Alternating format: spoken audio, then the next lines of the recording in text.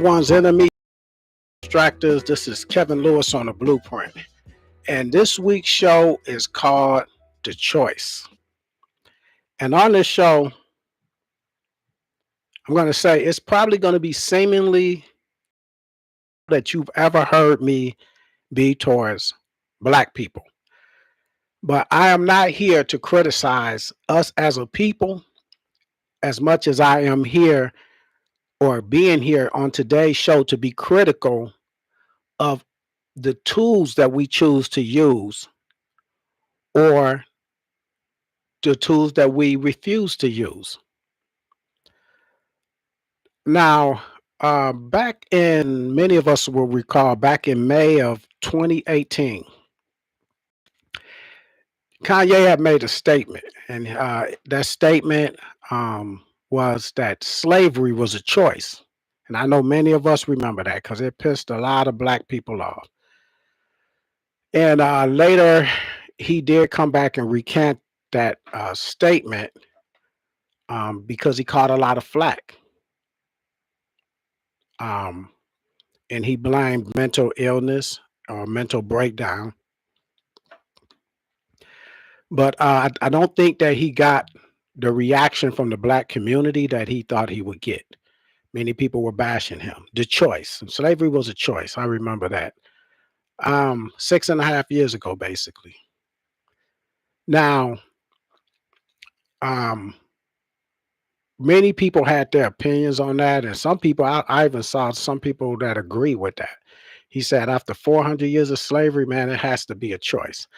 Now, of course, I didn't agree with that at all, but I do want to talk about the choice or the choices that we make as a people and that we are making as individuals towards our people.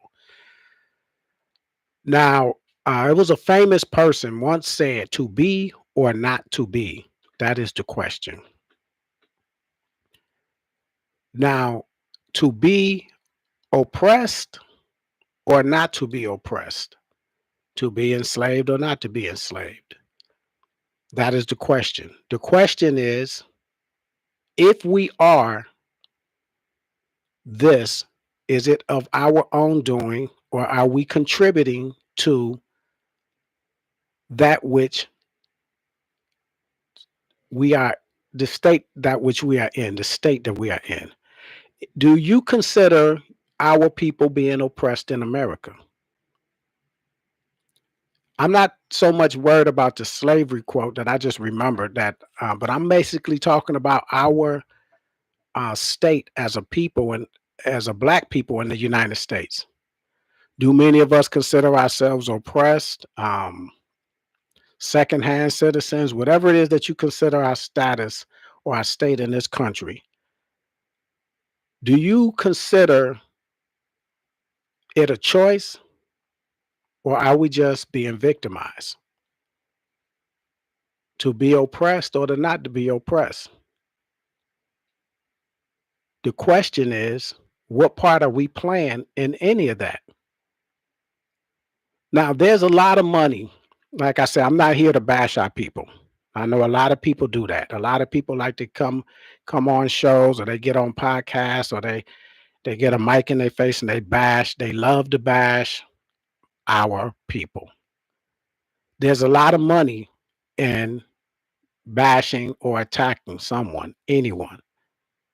People are looking for culprits in today's society. They're looking for someone that they could blame for whatever predicament that they find themselves in, or for whatever uh, ailment that financial ailments that they find themselves in, or the country is finding itself in. If you're thinking on that scale, um, it's always someone that they want to point the finger at, whether it's another party, um, another group of people. It's always someone that they feel like culprits, and it's a lot of money in that. People love when someone attacks the culprits. Oh, the immigrants, they're eating our dogs and cats, or they coming across the border, or they're the reason that the pay rate is so low, or they're stealing our jobs, or they're the reason the economy is failing. This group, that party, um, or whatever.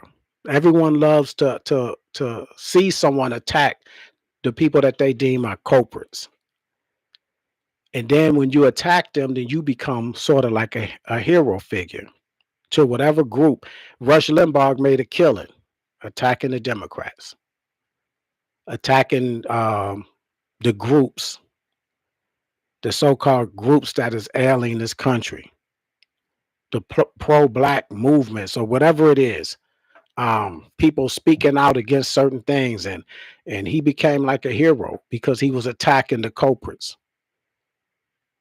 You have people like Charleston White, people that look like us. He made his killing by attacking us. These Negroes, they do this and they scared of this and that's this, that, and the other. And people that want to hear that, they gravitate towards that. Then you have people like Jack Jackson. I remember this dude used to be out there and he was always bashing the man in the relationship. And women was eating that up. They wanted to hear that. The women that wanted to hear that was eating it up. Oh man, he's getting on. He was like that girlfriend, you know, that's telling you the problem with your relationship. And all the relationship issues that he was finding that we were having in our people was always this man. This man is not knowing how to be a man, and this man is not taking care of his responsibilities. And the women was eating that up. He became a spokesperson, a hero.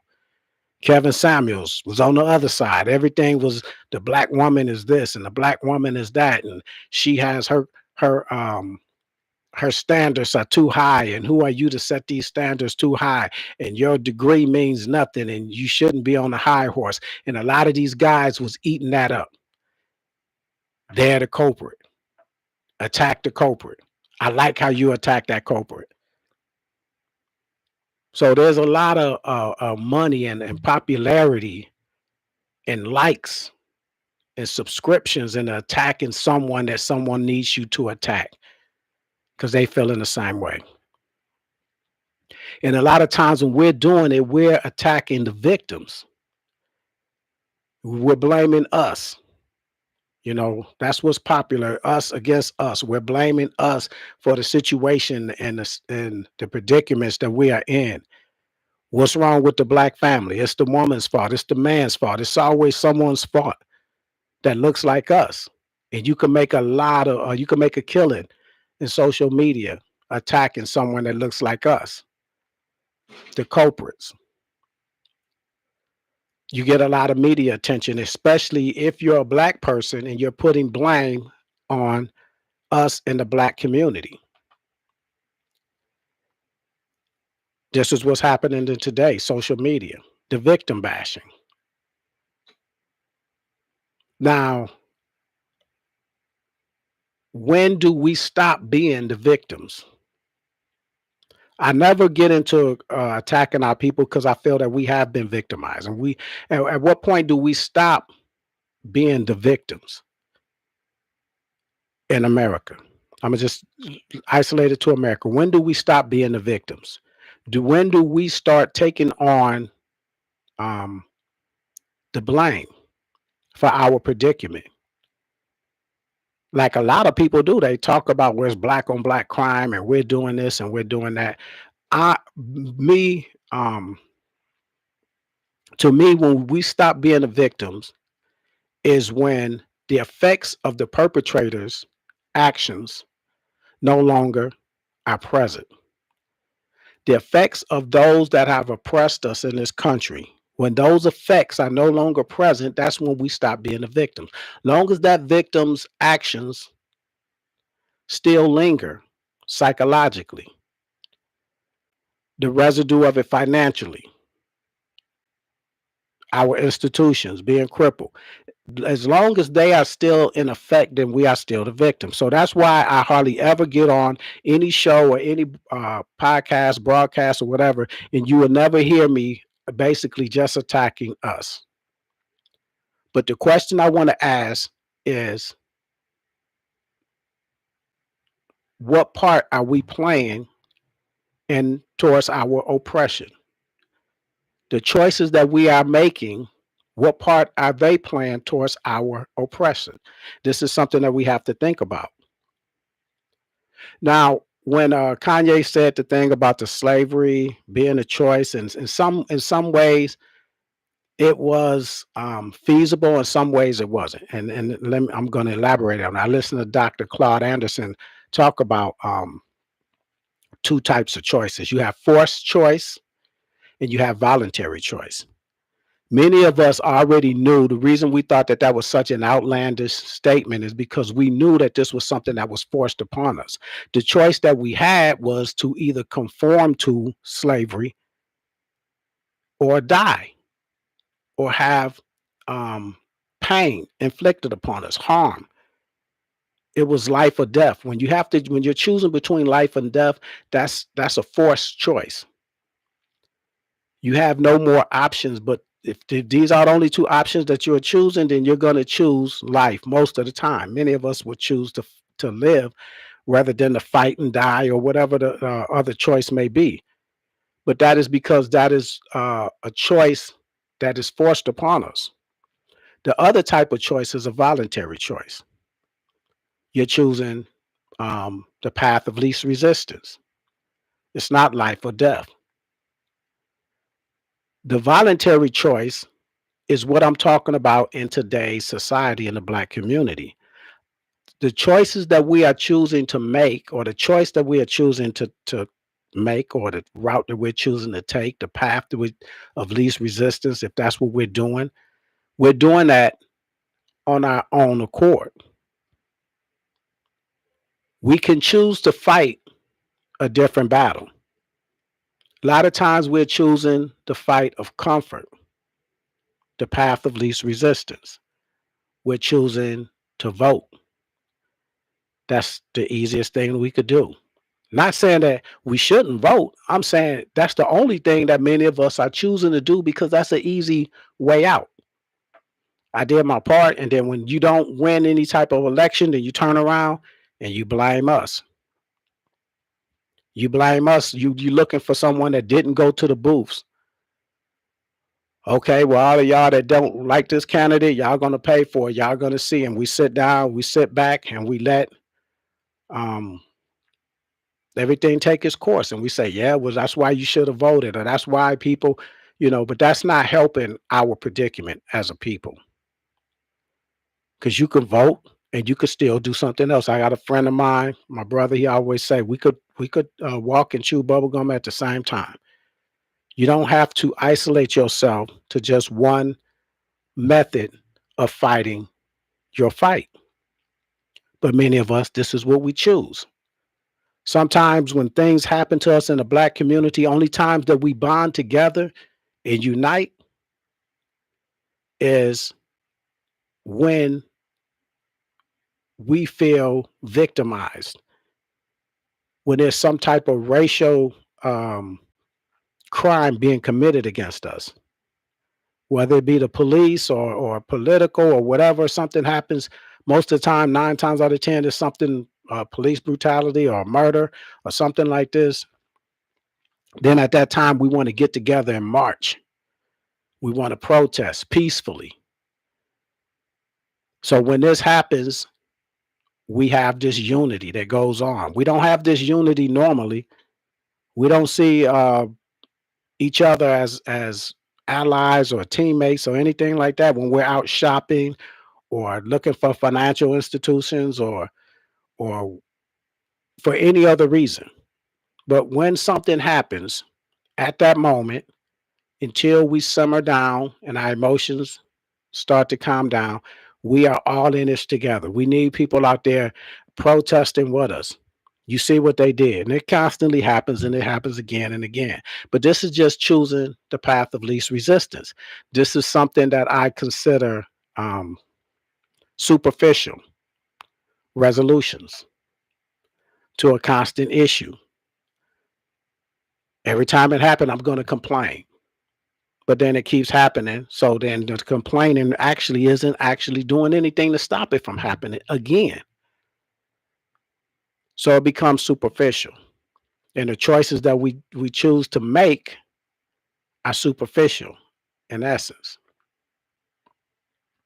So my question is, are we choosing to be in these predicaments? Are we choosing to be oppressed? We just come off of New Year's. We have everyone making their New Year's resolutions, and how is that going? We making New Year's resolutions. Uh, you know, a resolution is basically a pledge that's supposed to be more than a pledge. It's supposed to be something that you are not wavering with. But of course, most of us waver from those resolutions. But the resolutions that we make, they're self-centered. They're personal resolutions. They're not long-term resolutions that is group-minded, that is geared towards us as a people improving our predicament in this country or strengthening our stance in this country. Most of us have a New Year's resolution, and it's all about me, how mostly cosmetics. I'm going to lose weight. Or you may be doing something that, yeah, I'm going to stop smoking. I'm going to stop drinking. I'm going to cut down on this, or I'm not going to do this as much. You're getting rid of bad things in your life, or I'm no longer going to do this. And depending on how old you are and how many resolutions you've made in your lifetime, you should be in pretty good shape. And sometime at some point, you should be thinking outside of yourself. Now, it's not relegated to having one resolution. Your resolutions are the choices that you plan to change, things that you plan to change, the choices that you are putting on your resolution list is something that I'm talking about. We need to think about, since this is, I think this is the fifth day of the year. Resolutions are in full fledged. People still have their resolutions, but think about the resolutions that you have made, if you have made any, or the resolutions that you could have made or we can be making. The choices that we can be making, things that we can resolute to in the new year. Those are choices that no one is not allowing you to make. These are choices that you voluntarily make. These are voluntary choices. And what I'm saying is, instead of a New Year's resolution, you should have a New Year's revolution, which means turn something around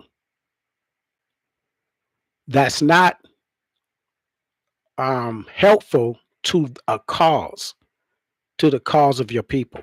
I'm not saying you have to go out and join the Black Panther Party or anything like that. What I'm saying is you can resolve to do something, make a resolution to do something that for towards the group, and it will also improve you as a person if we choose to do that.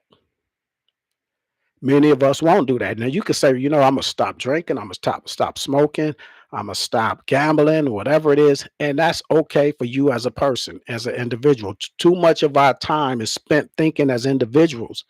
Then we wonder why we as a group is in the predicament that we are in, because a lot of those things that we are making a resolution to do, they are not geared toward our group, and therefore they won't help our improvement. You losing weight is not going to help the black. It's not going to help our predicament. You can still lose weight or stop smoking or stop drinking or stop going out or stop being so cantankerous or aggravated with people or agitated or rude or whatever you want to make your resolution. You can do that and also improve something about yourself in a manner that it can help our community. There's many examples of that. You could say that my resolution, one of my New Year's resolution, is going to be that I'm going to invest in my education about our people, past or present. Either you're going to educate yourself about, I'm going to go out and buy Dr. Claude Anderson's book, Power Powernomics, about power economics in the black community, or whatever. You can say, I'm going to start reading or learning about something that's going to help, something that you can learn about that you can pass on to someone else or help in a discussion or talk to somebody about that's going to help our predicament. If I say, I'm going to learn about the Black Panther Party, what happened with the Black Panther Party, that is beneficial to our people because not only are you learning something that can help you improve your life, but you can have discussions with those that claim they are activists in our communities or someone that claim that they're um, shakers and movers in the Black community, and you could bring a knowledge to that movement. Two people started the Black Panther Party, Huey P. Newton and Bobby Seals. Two people started a movement that was nationwide and became worldwide. They had professors, they had journalists, they had people from different professions, they had students, college students, young people that was all in one movement. Something that we do not have that competes with anything like that. When we have people from all East Coast, West Coast, down south, everything, and everyone was, you know, Oakland to LA to New York to Chicago, and all of the brilliant people that may have had their own movements was bonding together in a bigger movement to improve their people. If you look at all the figures that were in the Black Panther Party, you could choose one for every month and learn about Angela Davis, Assata Shakur, Huey P. Newton, Bobby Seals, H. Rap Brown, Stokely Carmichael, Eldridge Cleaver, Elaine Brown. You could pick them and you could have years a whole if you pick one for each month. Learn about their ideologies. All of them didn't have the same mentality or ideology.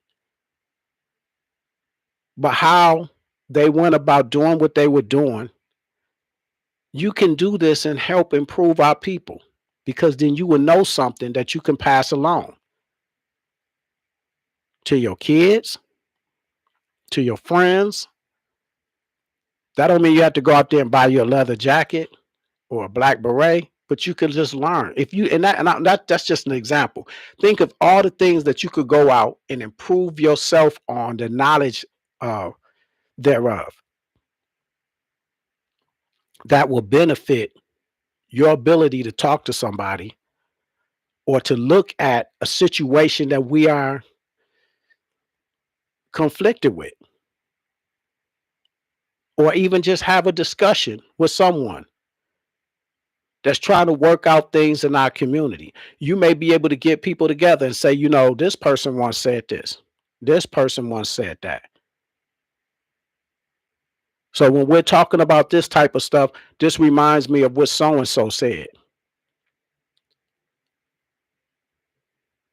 And it doesn't have to be the Black Panther Party. It could be anything that you learning something that you didn't already know can help our people in some kind of way, some form of fashion. Whatever it is, if it's group oriented, historically, or towards the future. If you say, you know what, I saw how they built this organization. They have rules and guidelines or whatever. I want to have a tutoring organization. I want to get together with other people that want to help young people so that they're better in school. Let's go out and rent this conference room in a library every Wednesday and start it right there. And that's what we're going to start. We're going to have it. And then we're going to put out flyers and say, if your kid wants to learn or needs tutoring, we have a team of tutors that's going to meet up at the library. We're going to have math, social studies, sciences, or whatever, and just have people doing that on their spare time or free time that have the same interest in helping kids learn at any level. And you can improve it and let it grow, and it could grow into something bigger. You may have somebody else to say, I can help that be much bigger than it is. just by trying to improve yourself in a way, be a tool for our people in your improvement, making a different type of choice, making a New Year's revolution instead of a resolution. Or it's a resolution that is revolutionary, meaning that it is geared to change things and turn things around in your community. It takes nothing to say, and you don't have to go and join the university or anything like that just to say, I'm gonna start reading books. I'm gonna start reading up on things. I'm gonna take time out 30 minutes, and you could make your resolution be, well, I'm gonna read 30 minutes a day. Or I start off, I'm gonna read an hour a week, whatever it is, as long as you're geared towards something. Or having a book club where y'all choosing books, not romance novels and things like this, but you're choosing something that you can get together and read and then discuss this. I'm in the medical field. I'm on. It's a book called Medical Apartheid. Have you heard of it? I'm going to start to read it. Let's start to read it and then have these discussions about these things. Let's start learning something about anything that has to do with our improvement. And in essence, you will be improving yourself.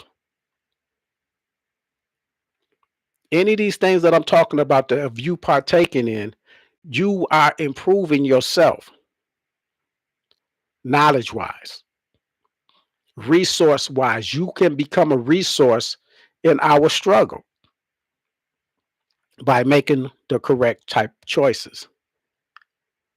Choices that may not seem like it's doing much now, but in the long run, you can help to get us out of a predicament. If you say, well, I'm just going to learn about stocks, that's going to help my people, my family out. And in essence, my family being able to invest in stocks and learn more about stocks, I'm going to take these classes, or I'm just going to read these books, or I'm going to try to get somebody else to do this with me and our family, and we could start investing and helping our family financial status. And then we can bleed that over to friends, to other people in our community. Instead of always jumping on somebody's bandwagon on a whim that's not helping us. Oh, this cryptocurrency, yeah, this is what's happening now. And then you don't understand it. You giving money up. Now you didn't lost money in something, or you didn't lost interest.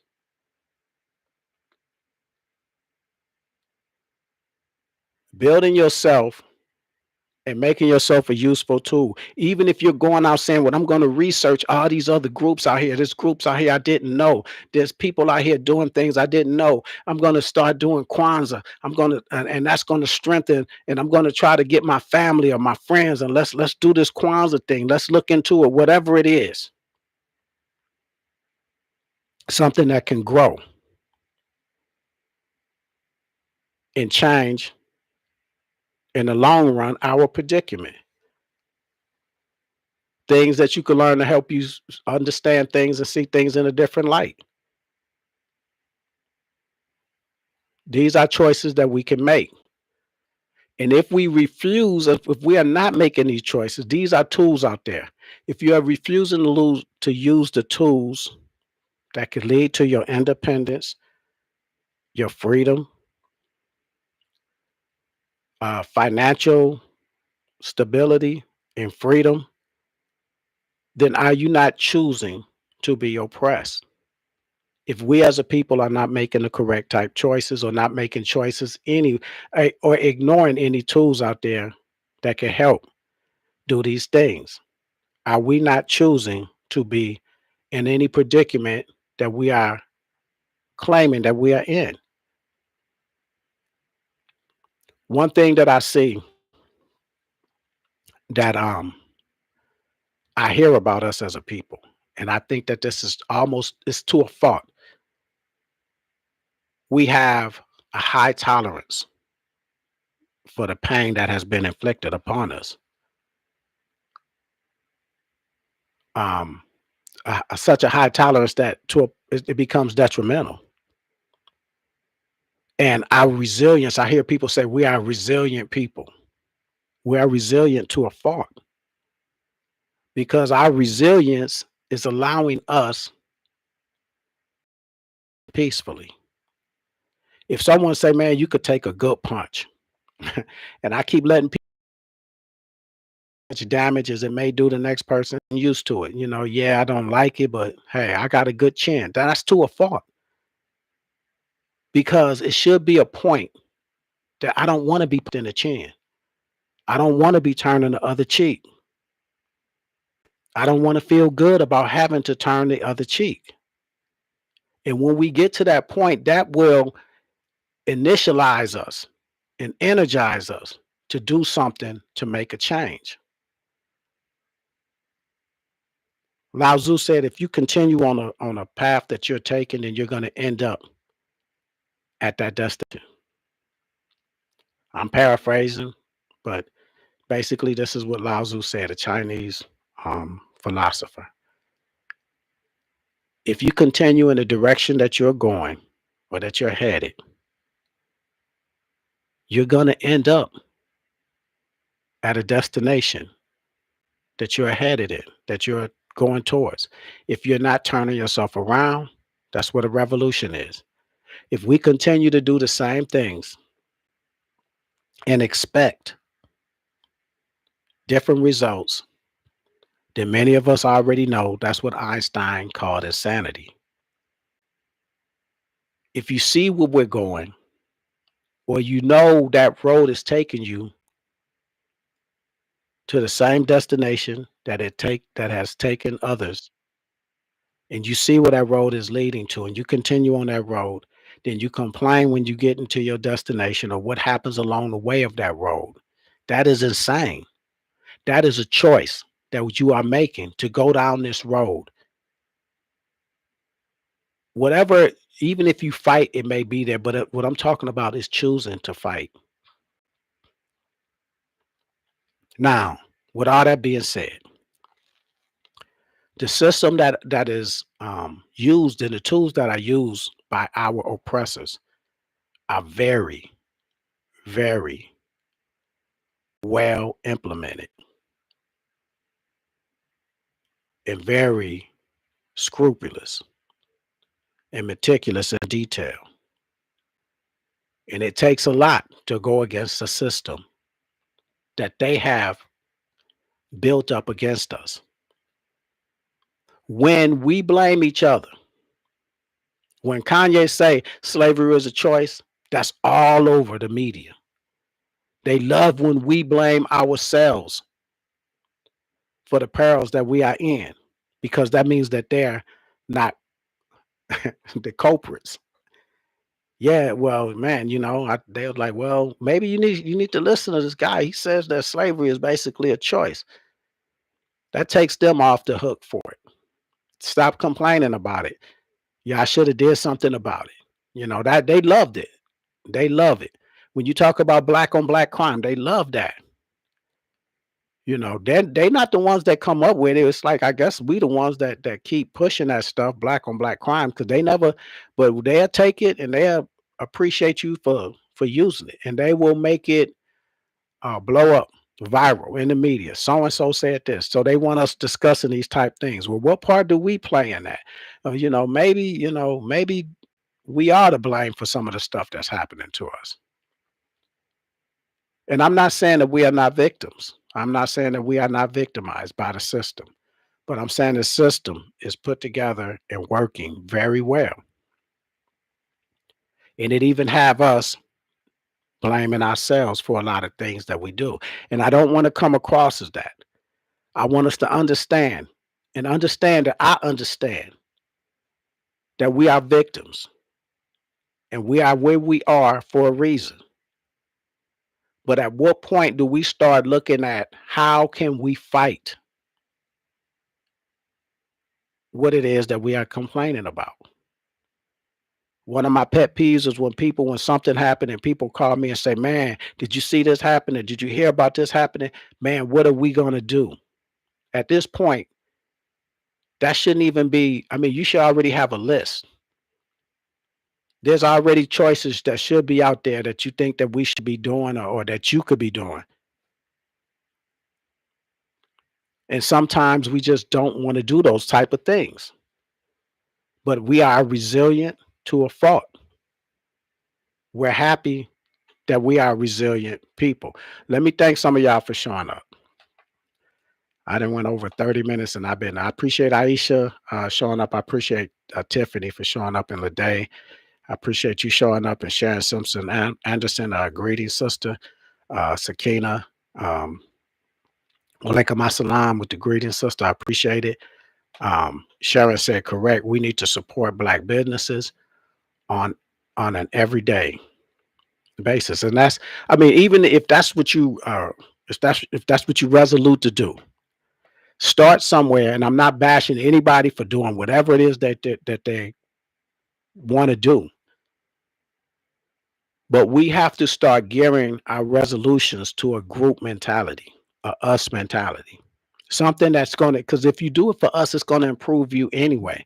If it's making you more conscious of the Black businesses that's out there. So when you say I'm going to start spending my dollars at a Black business, now it may be a business that's perpetrating to be Black, and I've seen a lot of that. And here where I'm at in the city that I'm at, it's places that say that they're a Black business, and I found out that they are only partially Black, or it may have been, like I say, I'm gonna give you an example, like a barbecue place where it's this person's recipe and somebody else actually owns it.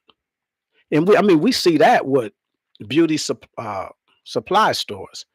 You can see all these urban, and you see all the posters outside, Black people, Black celebrities wearing a do-rag, or Black women, Black celebrities with these weaves in and all these things like that, or and it's owned by somebody else. Just because it's in your community and it has your ethnic products, it doesn't mean that there is owned by us. So then you could do your research. What are actually the Black businesses that's in my community? Where's the closest Black business to my community? What are some of the owners that are Black that mean us? You know, you could have a Black business owner that's talking negatively about the Black community, or think down or look down on us. Then this is not the type of place that I want to patronize. And you may even go out your way. I've talked about this before. It was a place that I went to for some electronic devices that we could use. And the guy there had talking to him, he looked down on Black people. He was a African person, but to me that's Black. I'm going to patronize you, and I could have went to another place, but I'm even advertising this place to my friends. But then when I found out, once I start talking to the guy, he was talking negatively about our movements, about Martin Luther King and Malcolm X and them being foolish. And I'm thinking, you're not one of us, you're one of them. You can't talk about our leaders like that when you're appreciating the comfort that we have allowed you to have through our civil rights in this country, that you are able to come over here and open up a shop. So then I start going against him. But that was a learning. That was a process that I learned. Talk to these owners of so-called Black businesses. Find out what they do and what they do for the community. Now, I'm not saying if it's not a Black business or Black, you know, I find out if you're in my community, I want to know, what are you doing for my community? It was a beauty supply store. It's Asian, and they was like, well, we give to they talk to me, hey, we give every year to the Black high school that's down the street. We give this, or we donate this money. And I'm like, yeah, okay, that's cool. But I want to see some Black workers. I don't want to just hear, I want to, every time I go into your place, if it's a Mexican restaurant or something like that, and you're in the Black community, I want to see some of us working up in there. If not, then you're taking the money out of our neighborhoods and you taking it home with you. What side of town you stay on? You ain't got to give me your address. What side of town you stay on? So what you're doing, you're coming here, opening up shop. You're not employing any of our kids or our people, period. Everybody that works in your establishment, by you not being Black, they look like you. And you're not helping our community. And these are things that you could say, like Sharon said, support black businesses or on a daily basis. But then if you are resolute to do that, it's going to make you start doing your homework. You're going to start looking into black businesses, trying to find out where the black businesses are. If you just say, you know what, I'm going to invest, I'm just going to take $500 out of my bank and I'm going to invest it in a black bank. And it may not be one in my community, it may not even be one in my city, but if I can do that, that's going to empower our people in some form or fashion. If you can put money into a black bank, then you're helping yourself financially. You're helping our people out. And do your research. I remember I had a friend of mine. He was, he wanted me to talk to him and his family, his wife and his daughter. His kids was older. They all grown. He like, man, come talk to us about the bank that you the financial institution you bank with, the black bank. He want to know the pros and cons. I'm like, yeah, I can do that, but the pros, the things I may see as cons or not see as cons, you may see as cons. But I'm saying if we talk about it, have those type of discussions, then that is for the betterment of us. Or maybe you may know of another bank and you say, hey man, you was telling us about this one, but have you thought about this one? They give this and that. Well, okay, I may be happy with what I'm at, then go tell somebody else. Just me talking to that person opened up a conversation and a light came on. Okay, maybe and my main pro is that black. And maybe y'all don't understand that. Maybe you and maybe your wife don't understand that, but maybe because me and you talking, we talk about why, relay that. Then I'm saying do something, start looking into things that's going to improve our predicament. But I appreciate that. Sharon also said we need to go back to our monthly third Saturday history discussion meeting at MLK Center, and that's a great thing. See things like that. If people and see the thing is, you could go back to doing it, but why did it stop? Um, Maybe the advertisement or linking with somebody, the people, whatever reason to improve that is something that is very vital and probably very much needed. And if you could have those type of discussions on a regular, a lot of people probably don't know about it. I didn't know the third Saturday was history discussion meeting. And maybe y'all can have other people that's there instead of the same people just talking about the history, have them get with the people that's running it, and they can discuss, have them have somebody else that could come in and discuss something. Even I know like at uh the MLK Center now, I guess I heard something happened with the name or something, or y'all changed the name.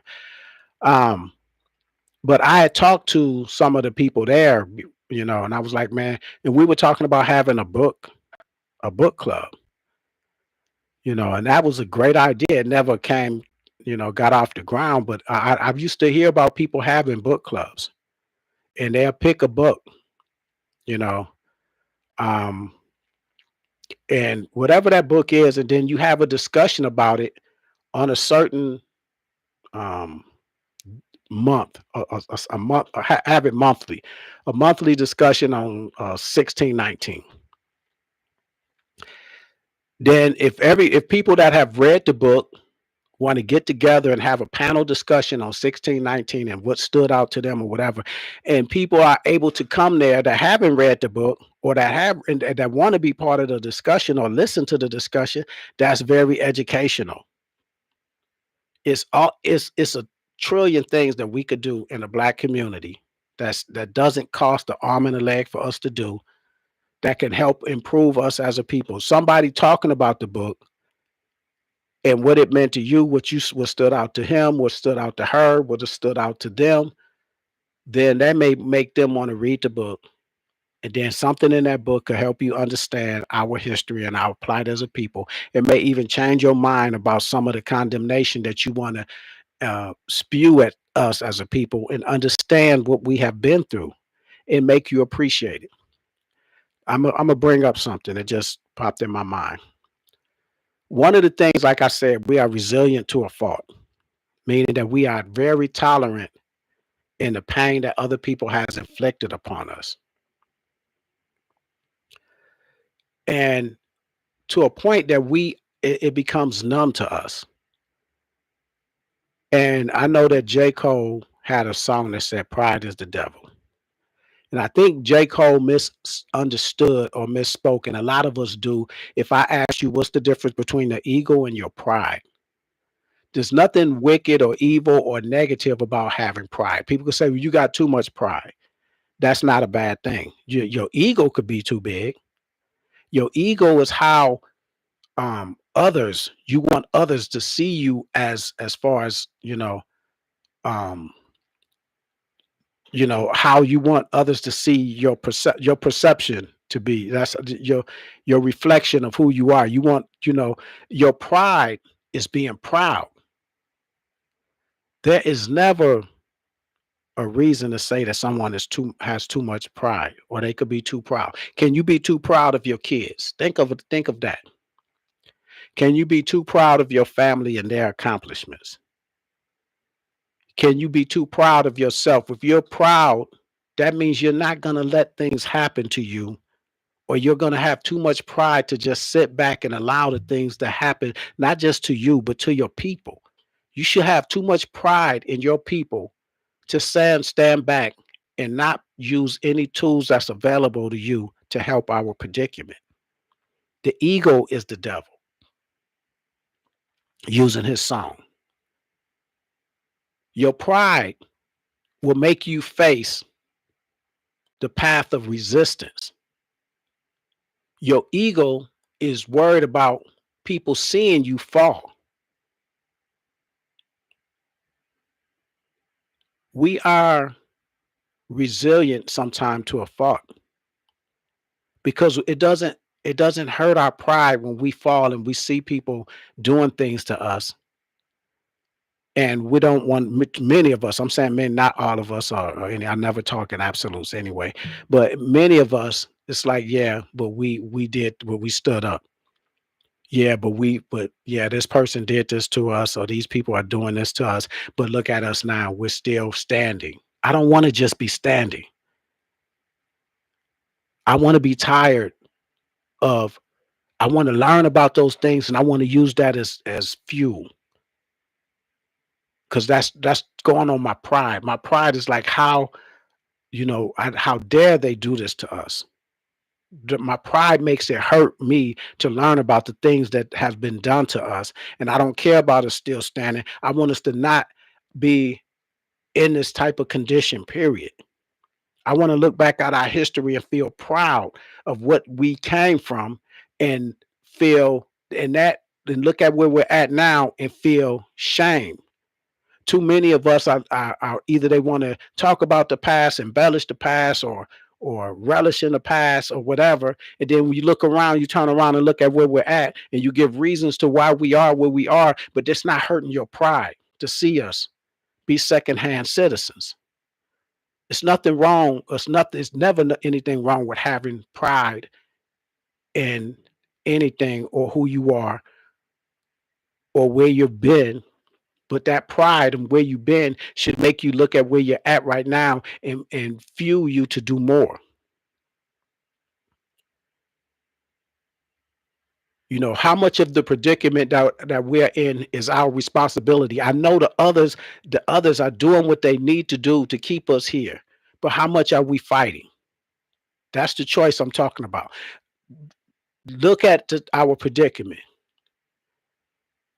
Ask yourself, what could I do? What is it that I am doing to stop this from happening? I was having a discussion, and it seemed like this is something off base, but I was hearing some brother talk to me, my brother Mustafa Ali, and he was talking about, we were talking about the whole hip hop thing, and he called me this morning. He told me Dr. Omar Johnson said something about hip hop ain't did nothing for us anyway. And I don't know if he actually said that or in that kind, but I was like, I disagree. This is something that we created. And if you're gonna, and if I say that, and I say, well, look at where we're at, then I'm putting that on everything. If I look at where we're at,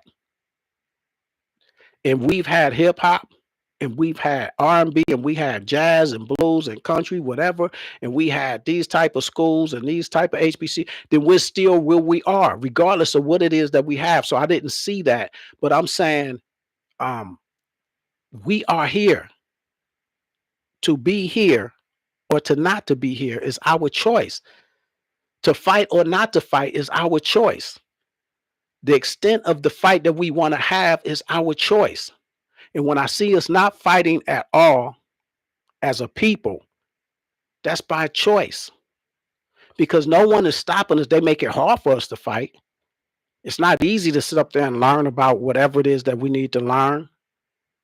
The art of wars and everything anybody want to learn about, and it's not easy. It's never going to be easy because they're going to make it hard. So they want our choice to be a voluntary choice of comfort, being comfortable where you are.